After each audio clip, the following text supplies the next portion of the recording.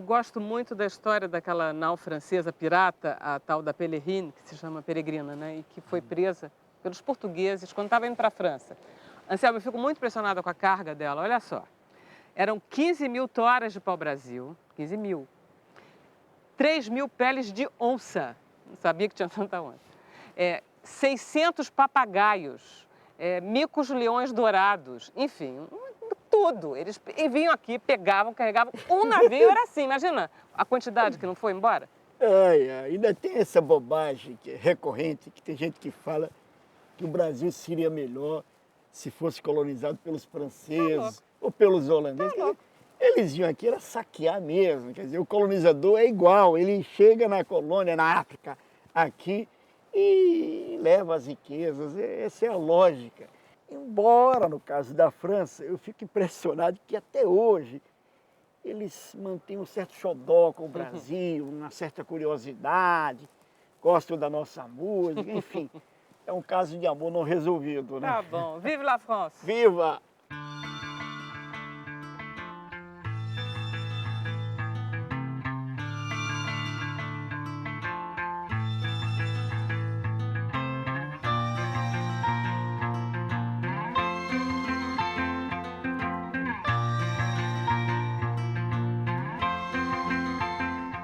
E os portugueses, quer dizer, o fato desse território vasto, rico deles, está sendo, vamos dizer, cobiçado pela França permanentemente, isso mudou de alguma forma, de alguma maneira, a postura dos portugueses em relação a gente? Com certeza. Na verdade, só existe aqui essa nossa cidade hoje por conta disso, né? Os portugueses, eles sentiram a necessidade de ocupar a Baía de Guanabara pela insistência dos franceses aqui. E com a França equinocial acontece algo semelhante também. Era uma região, né, como a gente já viu, ela não interessava muito até então aos portugueses.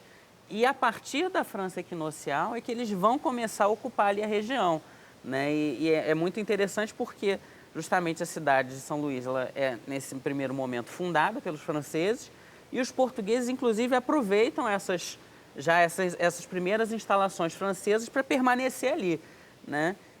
Então, de certa forma, até os portugueses se beneficiaram bastante com isso. Os franceses ficaram 3 anos no Maranhão.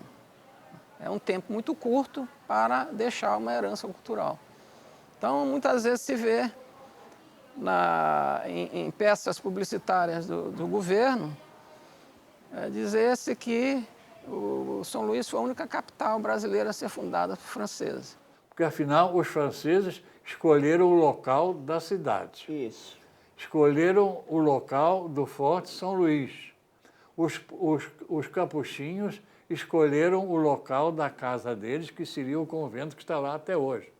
Então, há uma base francesa.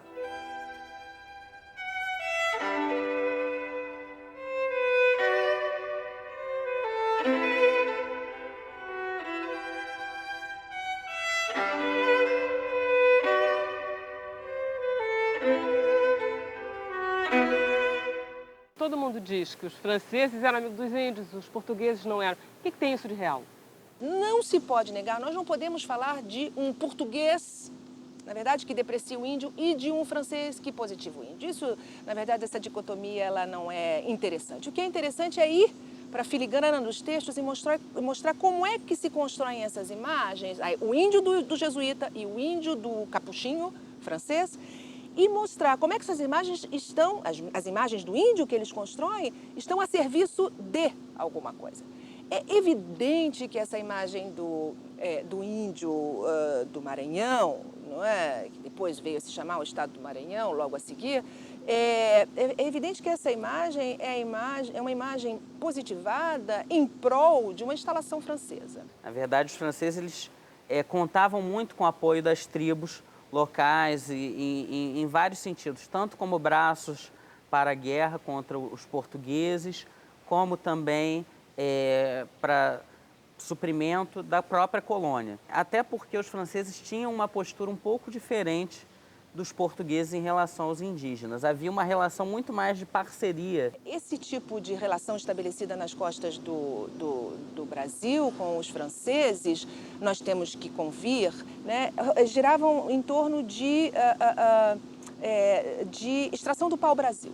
A extração do pau-brasil é bem particular, nunca se fala disso. Bom, eu não sou historiadora de história econômica, mas, né, consultando os bons historiadores de história econômica, eu me dei conta de que para haver tráfico de pau-brasil, para haver troca, escambo de pau-brasil, é preciso, efetivamente, aliança. A tora do pau-brasil pesa normalmente 1 tonelada, essas toras têm que ser carregadas no barco, portanto, ela exige não apenas a troca comercial, mas a aliança, a amizade propriamente. Realmente a política do escambo é uma política de amizade, de troca.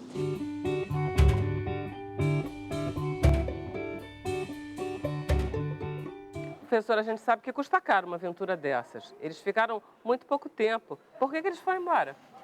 Foram embora porque aconteceu um fato muito importante que fazia parte da disputa das potências europeias, que foi o seguinte.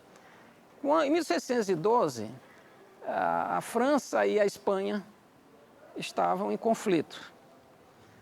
E Portugal, como fazia parte da União Ibérica, os franceses apontaram suas forças contra Portugal, porque era a Espanha também. Portugal e Espanha eram a mesma coisa. Acontece que em 1615, a França e a Espanha chegaram a um modus vivendi, vamos dizer assim, chegaram a um acordo. Mas houve uma batalha. Houve uma batalha, mas a batalha se deu um pouco antes, né, dessas alterações na política. O tempo realmente, tem que se pensar sempre o seguinte, o tempo realmente foi muito curto. Então, houve esse vai e vem. Uma hora estavam batalhando e no momento seguinte estavam confraternizando, enquanto esperavam o resultado das consultas que estavam fazendo a seus respectivos soberanos.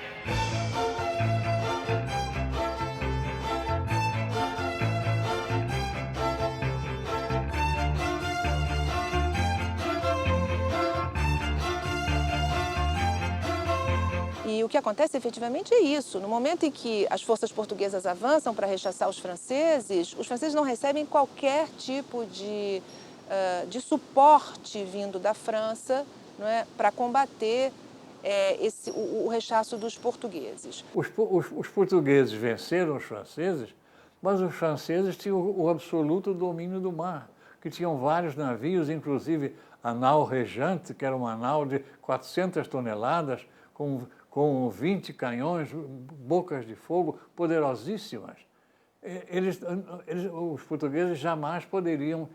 Havia um impasse. Eles ganharam, mas os outros continuavam lá. O Forte São Luís estava intacto, porque a batalha foi longe da cidadezinha que estava começando, né? É um momento politicamente muito especial, porque a coroa francesa vai se unir à coroa espanhola, não é? O objetivo é criar uma grande potência católica na Europa. Então, é o momento do casamento do rei Luís XIII e da infanta Ana d'Áustria, não é?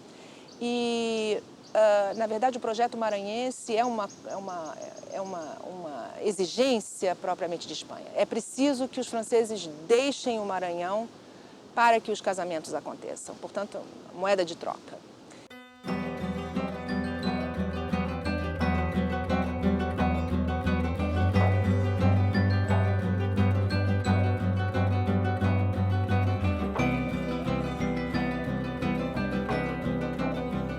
Que, aliás, há um pouco de confusão, porque alguns historiadores, sobretudo os portugueses, dizem que quem derrotou o Larivière foi o Alexandre de Moura. Não foi, não.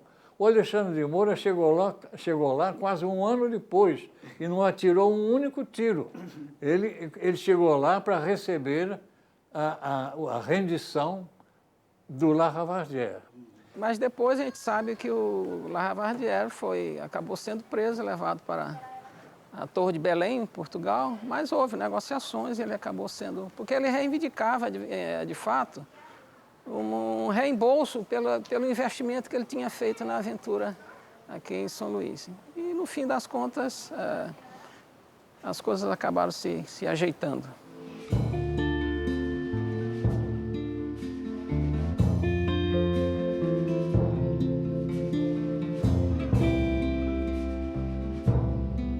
Nós estamos aqui em São Luís do Maranhão com o Luiz Júnior e com o Chiquinho França, nosso maior instrumentista daqui.